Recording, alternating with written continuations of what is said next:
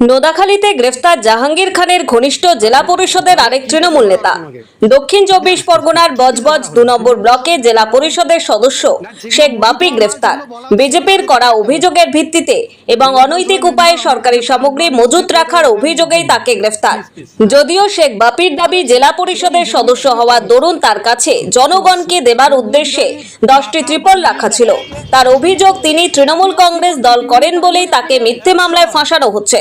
তাকে এইভাবে দমিয়ে রাখা যাবে না। কি কেসে ধরা হলো? তৃণমূল করে কাজ ধরা পড়েছে না, যেগুলো মজুদ হওয়া মাল যেগুলো বলা হচ্ছে সেগুলো আদতে কার তাহলে? জেলা পরিষদের মেম্বার আমার কাছে 5 বান্ডিল দিতে বলে মানুষের জন্য। শুভেন্দু অধিকারী টাকার বান্ডিল দেখা গেছে তৃণমূল করেন বলে আপনাকে আরে 100 বার এই করে আমাকে রোকা যাবে না।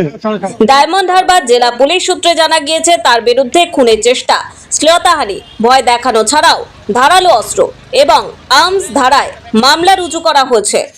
সজলাদক আপনি এই বজবজ বিধানসভা ভারতীয় জনতা পার্টির মৎস্যসেবল জেলার কনভেনার। 4 তারিখের পরে কারোর এগেনস্টে কোনো জনগণ তার বাড়িতে গিয়ে ছোট ইঁটো মারেনি, কাউকে রাস্তাঘাটে ধরে কেউ থ্রেটও করেনি, কিচ্ছু বলেন। শেখ বাপির বাড়িতে কালকে গত রাত্রির 1টা-1:30 পর্যন্ত হাজার হাজার লোক, তাহলে সবাই মিথ্যে, উনি একা সত্যি। শেখ বাপি ছাড়া বজবজ 2 নম্বর ব্লক, এই নর্থ বাহালি সাউথ বাহালি কোনো কথা হবে না। এই বাহালির মানুষ দেখেছে যে কিভাবে সন্ত্রাস চলতে পারে, তাই বাহালির মানুষ সব সহ্য করেছিল, কিন্তু কাল আর সহ্য কাউকে আটকে রাখা যায়নি। সবাই কিন্তু ওনার বাড়িতে রাত্রিবেলা 1:30-2 পর্যন্ত যতক্ষণ না পুলিশ ভ্যানে ওকে তোলা হয়েছে ততক্ষণ ওনার বাড়িতে ধর্ণা দিয়েছিল।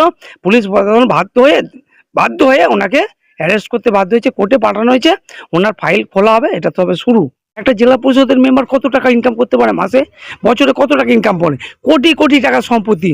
সেই সম্পত্তির হিসেব আমরা জনগণ নেবে এবং সেটা সঠিক তদন্ত হওয়া দরকার আছে। শেখ বাপিকে আজ আলিপুর আদালতে তোলা হলে মহামান্য আদালত 7 দিনের পুলিশ হেফাজতের নির্দেশ দেন। নোদাখালী থেকে টিনা রায়ের প্রতিবেদন, খবর 7 দিন।